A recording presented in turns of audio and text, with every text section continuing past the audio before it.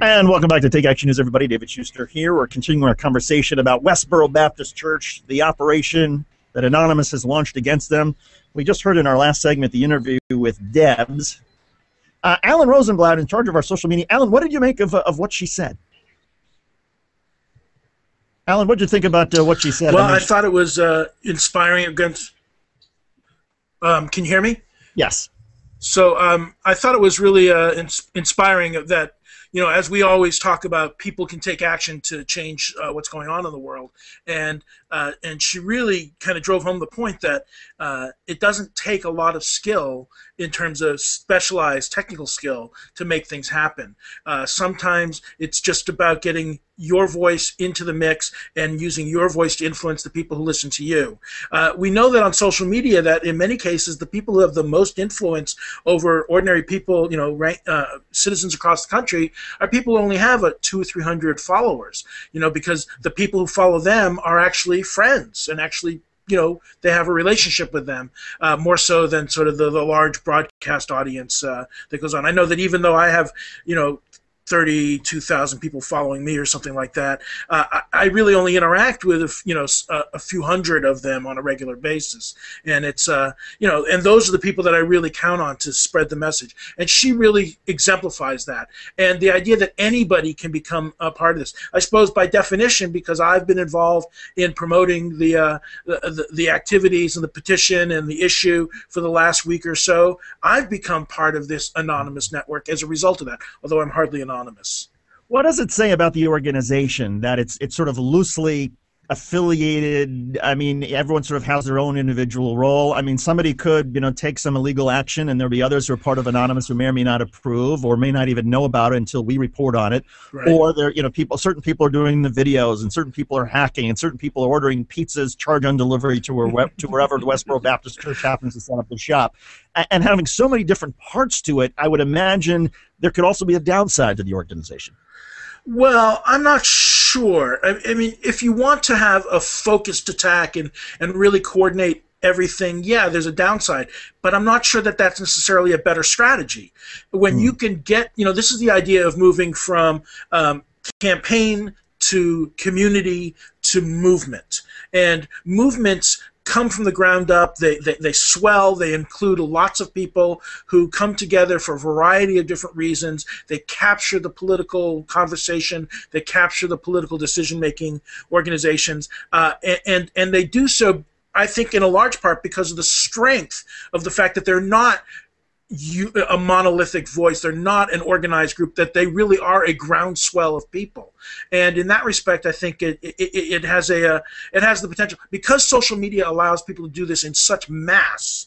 It has a huge impact. I mean, I go back to the whole Arab Spring idea. You know, there were protests with regard to Mubarak before the Arab Spring began, but there were a lot of people spread throughout Egypt who were sort of on their own in villages, often in the, you know, deep into the country, that didn't know about all the movement and all of the activity that was going on and all of the camaraderie that they had. But because of the internet, because of social media, they were able to discover people throughout the country that they could call allies, and that increases their boldness, that increases their strength, their commitment, their optimism. And I think that's a very, very powerful thing that comes as a result of the lack of organization.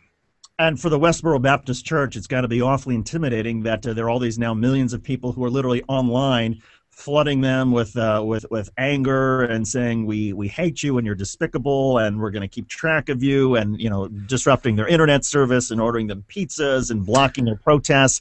I mean, it's got to be somewhat debilitating for them to realize that they're not up just against a couple of people, but they're up against millions of people who have found a way to connect with one another to defeat them. Well, as Marge J. Phelps tweeted at us, they have God on their side.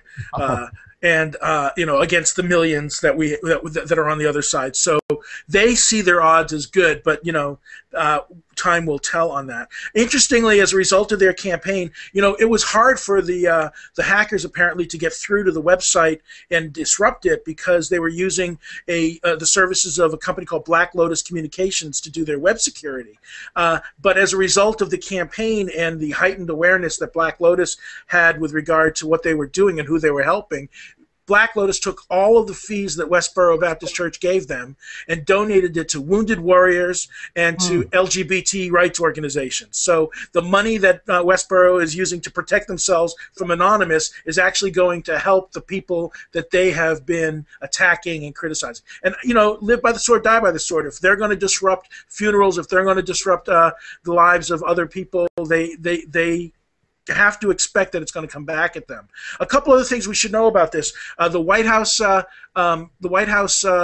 petition on Wednesday crossed 250,000 signatures, twice as many as the next largest. And in the days since then, it's growing at a 25,000 per day clip. It's just incredible. Fox Nation published an article which caused great stir on social media, calling the Westboro Baptist Church a left-wing cult. Well, that says so much about Fox News. Yeah. Well, I tweeted earlier this morning. Earlier this week on a link to an Atlantic article which documents all of the by video clips, all the different allegedly liberal things, actually very conservative positions that Westboro has taken. And then yes, we got to end it there. But Alan, we're gonna keep on this. Alan Rosenblatt with the War on Westboro Baptist Church. Alan, great stuff as always. Have a great weekend. Take Action News continues. You too. Take care.